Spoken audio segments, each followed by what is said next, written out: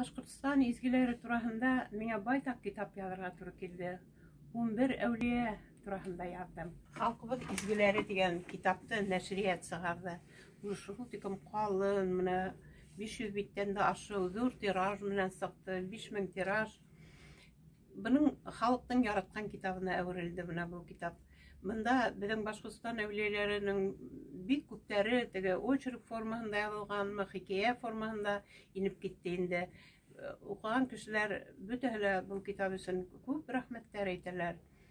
Кайда гына барһаң да, очрашуга барган сакта иң беренче халкыбыз изгеләре китабын алып килмәнегезме дип сорайлар.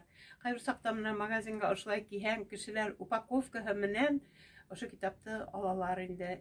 Халкыбызның иң яраткан китаптарына әверелде менә халкыбыз изгеләре. Безнең нәшрияттың эше тураһында әйтеп киткем килә. Менә стен тора бит инде китаптар, күз явын алып торалар. Күпме көч салынган, күпме хезмәт салынган. Кайһы арала, нисек ул тиклем китаптарны безнең нәшрият хезмәткәрләре сыгарып өлгергәннәр.